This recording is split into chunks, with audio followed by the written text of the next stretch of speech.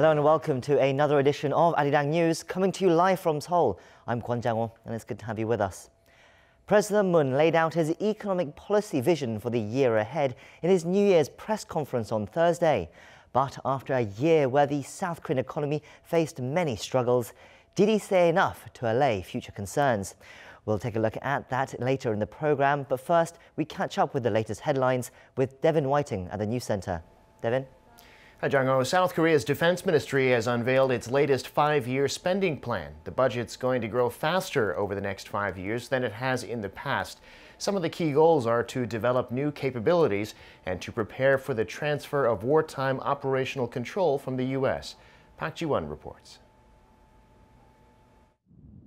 South Korea's Ministry of National Defense announced Friday that it plans to spend some $242 billion on its 5-year defense plan that applies from this year to 2023. On average, it amounts to a 7.5% increase in spending each year during the 5-year period. It's significantly higher than the average annual increase of less than 5% during the previous 10 years. The spending includes the cost for implementing the Moon administration's Defense Reform 2.0, a comprehensive government scheme aiming to modernize the nation's defense structure to better counter ever-evolving transnational and non-military threats and challenges. Under the plan, about $84 billion will go towards the development and improvement of defense capabilities, which will increase on average more than 10% a year until 2023. A substantial proportion will be directed to improving the nation's capability to counter threats from nuclear and other weapons of mass destruction and preparing for the transfer of wartime operational control from the U.S. in the near future. Acquiring military reconnaissance satellites, unmanned aerial vehicles, long-range air-to-surface missiles, as well as developing the Korean air missile defense system are part of the strategy. Research and development spending will also rise from this year's roughly 7% of total annual defense spending to 8.5% in year 2023. Some $1 billion will be spent on countering transnational and non-military threats. Regarding the cost for maintaining troops and military assets, some $160 billion will be spent, which amounts to a nearly 6% annual increase on average. Over $4 billion will be used to apply the latest technologies of the Fourth Industrial Revolution to make South Korea's military smarter, efficient, and stronger. Park Ji-won, Arirang News. The South Korean government believes the second North Korea-U.S. summit will happen at some point in the near future. At a parliamentary meeting on Friday, Seoul's Foreign Minister Kyung-wha said Kim Jong-un's latest trip to China showed that he wants to continue talking with Washington and keep his promise to denuclearize.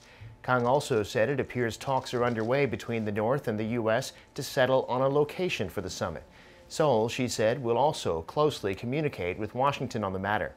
As for the issue of sanctions, South Korea does not expect relief for the North anytime soon because there are those who think the U.S. has gotten nothing in return in terms of substantial progress towards denuclearization.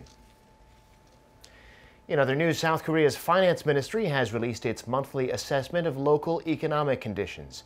Its report for January says consumption looks solid, but there are still concerns over domestic and external uncertainties like the U.S. China trade war. Ko Jun-hee reports.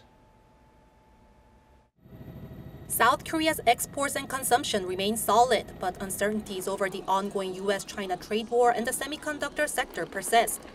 This is according to South Korea's Finance Ministry's monthly Green Book report released on Friday. From December 2017 to September 2018, the ministry had said the local economy was on a recovery path. However, it has not used that term for 4 straight months now. The latest report specifically pinpointed uncertainties in the semiconductor sector. Separate data released by the Korea Customs Service show semiconductor exports dropped almost 30% during the first 10 days of January, compared to the same period last year. Analysts point to falling semiconductor prices. There's also lower demand because many data centers around the world have been postponing their purchases of semiconductors. These centers refer to centralized locations where computing and networking equipment is concentrated for storing or processing large amounts of data. The report showed exports went down 1.2% in December on year because shipments of home appliances dropped. Facilities investment tumbled by more than 5% in November compared to the previous month due to a decrease in machinery's investment. Overall industrial production also decreased by 0.7% during the same period, mainly in the manufacturing sector. On a brighter note, retail sales increased 0.5% in November. The ministry said it will monitor domestic and external risks and push forward with policies related to innovative growth to further vitalize the local economy. Korea-U.S. Arirang News. President Moon Jae-in has pledged to get things moving this year in the consultative body involving the government and the rival political parties. In a working lunch today at the Blue House with the leadership of the ruling party, President Moon reportedly said he hopes the consultative body set up last year meets more frequently. It includes the presidential office, the political parties, and the government. He also urged the ruling party to take care of bills waiting in Parliament. President Moon has been trying to improve communication between all these groups so his administration can get better results from its policies. The consultative group last met in November, and its next meeting is likely to be in February. The former Chief Justice of South Korea's Supreme Court, Yang Seung-tae, is being questioned by prosecutors today about his alleged role in an abuse of power scandal. Before he went to the prosecutor's office this morning, Yang apologized to the public, but he strongly denied the charges against him. Our Kim Mo-kyun was at the scene this morning and filed this report. Korea's former Supreme Court Justice Yang Seung-tae, who served as the head of the Judiciary Department from 2011 to 2017, defended himself and the court system on Friday in front of his previous workplace, the Supreme Court. Addressing the public, he denied the allegations against him, but apologized for what had happened during his term and said that he's willing to take responsibility. The majority of our judges have been fulfilling their duties with their hearts dedicated to the public. I believe that my fellow judges who are related to the probe did not work against the law and their conscience. But even if they're found guilty, it's my fault, so I will take responsibility for it. His speech at the top court was an unprecedented move, as majority of those who are brought in for questioning, including former Presidents Park Geun-hye and Lee Myung-bak, had to stand before the photo line in front of the prosecutor's office to answer questions from reporters. Opposing such action, hundreds of people from various civic groups and labor unions gathered on the road between the Supreme Court and the prosecutor's office, protesting and demanding Yang's arrest. Friday's remarks came 7 months after Yang denied all allegations against him last June, claiming the court's ruling is sacred and that it should not be denigrated. Yang has been accused of some 40 offenses, including using trials as bargaining chips in dealing with the previous Park Geun-hye administration to achieve his long-envisioned plan of establishing a separate court of appeals. Those trials include ones filed by Korean plaintiffs against Japanese firms that forced them into labor during World War II. Yang is also accused of creating a blacklist of judges based on their political leanings and of leaking confidential information. Facing such serious charges, the prosecution's questioning of the ex-Chief Justice is expected to stretch well into the night. Prosecutors are even considering summoning Yang back at least twice so that they can dig into all allegations. Kim Mo-kyun, Arirang News. I'm Devin Whiting, and those are your news headlines.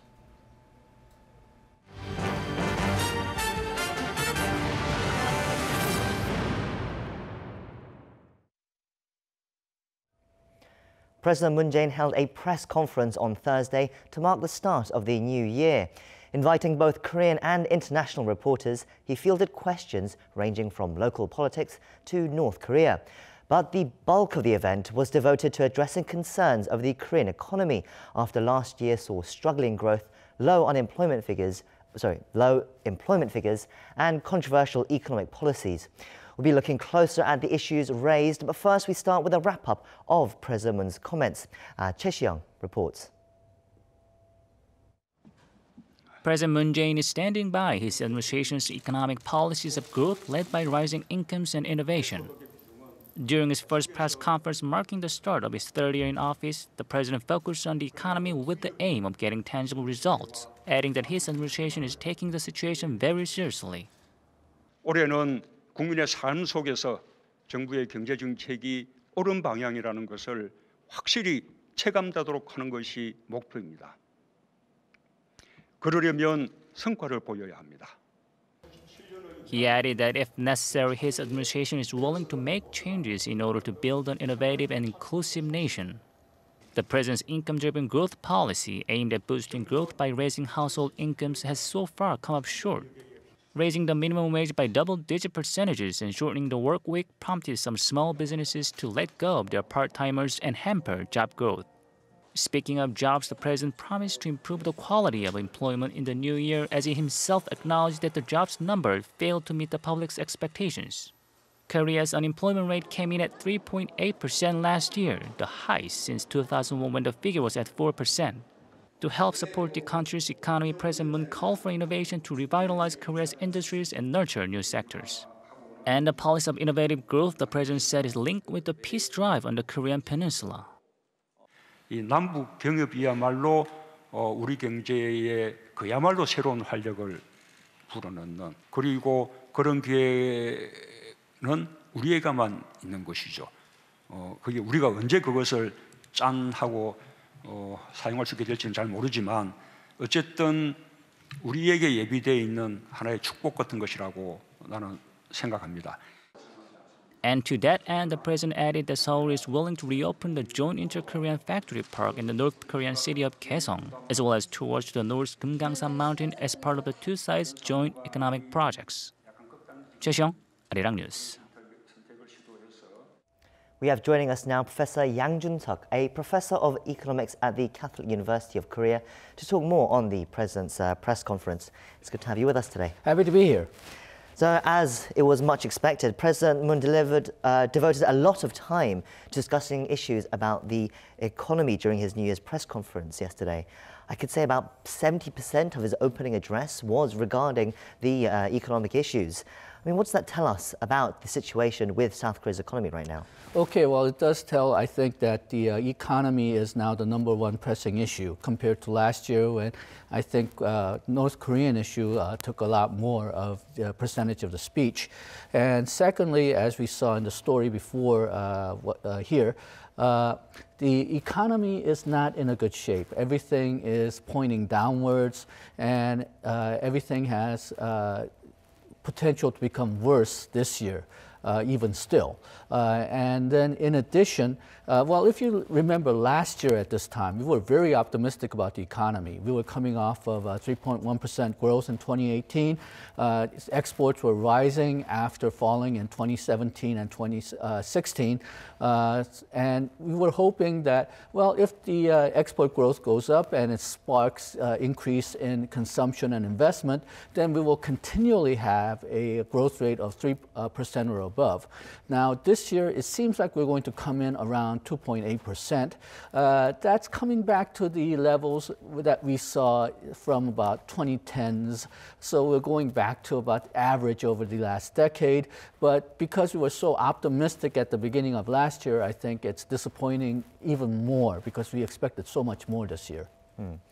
There was a lot of criticism that President Moon faced last year for some of his policies that he perhaps put forward. And I think he pointed out himself that perhaps the most disappointing thing for him last year was the fact that he tried to tackle the jobs figures, the job situation, the employment situation, but he failed to really make much of a dent, it seemed. I mean, what did he say yesterday that you think might suggest that his plans for this year might be different? I don't think he pointed anything that said that it will be substantially different this year.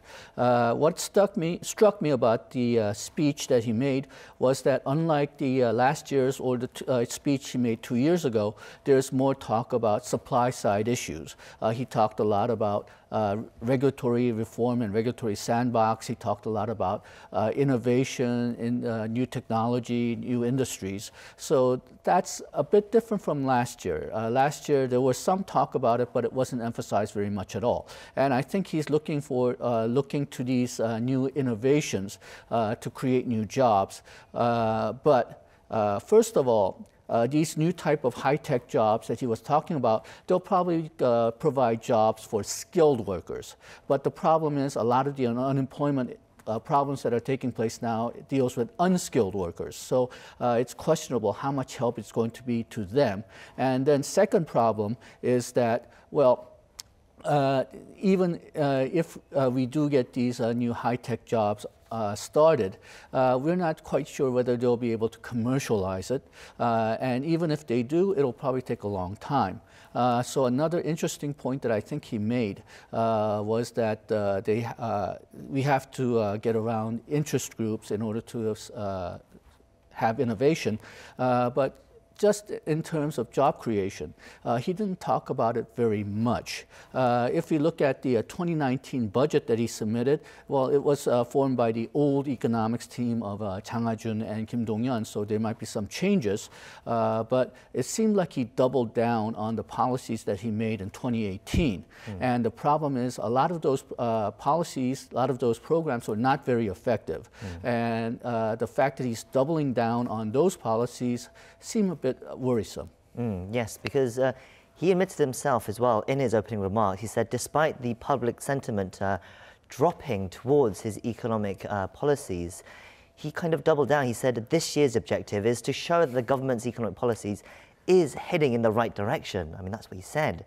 I mean, is it really what kind of reaction, what is your reaction to that statement, basically? Well, I think he really needs to look at the programs that he set and prioritize. He's come under a lot of criticism for the minimum wage and the 52 work hour programs, policies, and I think a lot of people feel that that made the unemployment problem worse because it raised the labor costs, especially for unskilled labor. But I think President Moon is really convinced that this is necessary for people's well-being and this is necessary for country's future. The problem is because it's working against the economic growth at the moment, he should prioritize, should we deal with the minimum wage problem even though it'll cause slower growth in the present, or should he slow down the minimum wage growth in order to provide more growth now? I think a lot of the programs that he had, maybe because of, maybe he does have good intentions, but a lot of the programs he has are working against each other. So in a sense, they're making the problem even worse. Minimum wage is one big example, I think. 52-hour work week is another. They're all raising the labor costs perhaps too much for some of the marginal firms to handle. Let's talk a bit more about that, because that was part of his income-led growth policy that he put out there. Can you explain a bit more about that, what his thinking is behind that and what he's trying to achieve there? Okay, well, the original idea behind the income-led growth policy was that if people have more income, then they'll buy more products, that'll create more demand, then it'll raise consumption and raise investment. As far as the theory itself goes, I think it's a bit valid, but also there's a problem. When we look at macroeconomic policies, we usually deal with short-term cyclical policies and long-term growth policies. Short-term cyclical policies deal with, well, if you have a recession, and you have loss of jobs, loss of income, so loss of demand, which feeds up on itself. How do you stop that? How do you try to minimize the negative impact? Well, government puts in more product, government supports income, unemployment insurance, so it tries to minimize the negative effect from those lack of demand, but it's not a growth policy. It does not raise wages substantially because it does not raise productivity. If you're working for a company, well, company can only afford to pay you what you make, and if you don't have an increase in productivity, so you don't make more, then company cannot afford to pay you more. And I think the government tried to package the income support policies as growth policies, and that's one of the reasons why it didn't work. I think the government is finally paying more attention to growth policies because he spent a substantial amount of time yesterday talking about new industries, regulatory reform, regulatory sandbox, which is very helpful to create new industries and increase productivity. But I think that's a realization that income-led policies by itself will not fundamentally change the labor conditions of Korea. I think that goes into my next question as well. I mean, perhaps we've been focusing somewhat on the negative aspects because last year's economy was so difficult for South Korea. But what from the press conference you see yesterday that you thought might be encouraging for the year ahead? Okay, well, I keep going back to the productivity-based policies, regulatory reform, more innovation. I think it's absolutely important that Korea maintains that type of policy, and it's good to recognize that the President Moon is now emphasizing on this area as well. China, if we want to keep ahead of China in terms of technology, then we need a lot of productivity policies as well. Problem is, a lot of welfare policies and productivity policies sometimes clash. If you want to raise labor productivity, then it's vitally important to have a flexible labor market where if you're not doing well at your job, then you can get fired. Problem is, the Korean labor market is very rigid.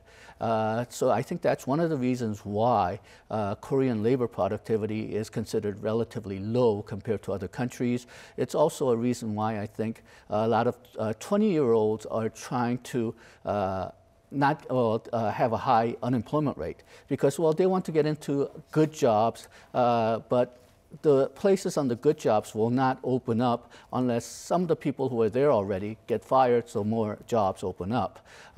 So I think it's a good thing that President Moon is recognizing the need for productivity-based policies, but I think we need to go more.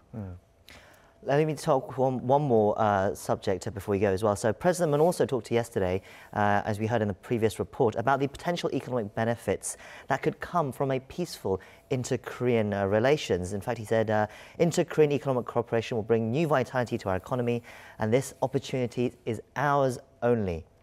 But he also says, I'm not sure when we'll make use of this opportunity, but I think it's a blessing reserved for us. I mean, how real is this potential? And at the same time, how far away is it? Because obviously, you know, things with North Korea are still very much on a knife edge. Well, at the very least, the UN and U.S. sanctions has to end because we cannot have any kind of economic relationship where there's a real exchange of resources unless the sanctions are over.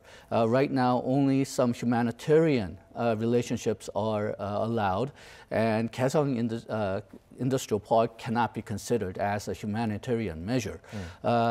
Once the sanctions are eliminated, I think you can get Kaesong Park to restart fairly quickly. The type of industries that are in Kaesong are not very complex, so maybe a few months to get the factories back online, and it should be working again. But if you really want to fully utilize the North Korean labor, think about, say, Foxconn in China, then you need a more full relationship, more full partnership. And I'm not sure that could be achieved in the short term, especially in terms of things like technology or getting the United States to accept Kaesong products as made in Korea. We've got one more question before we go as well, while we have you here. So South Korea's economy looking ahead is not only tied into South Korea, but obviously there's external factors as well, things happening around the world. And perhaps the biggest global economic issue right now is the U.S. China trade war. But this week, representatives from the two sides met in Beijing, and it looks like some sort of basic groundwork towards a resolution seems to have been laid. What do you make of the results of these latest talks, and how do you think that will tie into what happens in South Korea as well over the next year? Okay, well, both sides are not mentioning too many concrete agreements. There has been some mention that China has agreed to buy more American agricultural products. They will reduce some trade barriers on American manufactured goods, and they did agree to, at least in principle, have restrictions on technology, forced technology transfers and more freedom for American firms working in China. But I believe the USTR was very concerned about enforcement, and that's why they stayed an extra day to negotiate. If I may give a warning, if you look at these type of trade negotiations, they start with the easy stuff first, and usually they come very quickly to agreement on the easy stuff. But then they get stuck on a few hard hard lines, few hard policies, and they drag on forever, and the relationship gets worse. USTR Lighthizer has said that he may have to raise tariffs to get China to listen. So things are going to get very more harder before it gets better. And usually what ends up happening is that they play a chicken game until right at the end of the deadline. And then usually, not always, they come up with a miraculous agreement right at the end or maybe just slightly after the end. But there are a few times when that agreement didn't take place. So we'll have to see, but things are going to get worse before it comes better. Well, we'll have to end it there. Professor Yang, thank you for sharing us your thoughts today. Thank you. And that's where we'll bring our show to a close. I'll be back on Monday with more in-depth talk on the day's top stories. In the meantime, thank you for watching as always and hope you have a great weekend. Goodbye.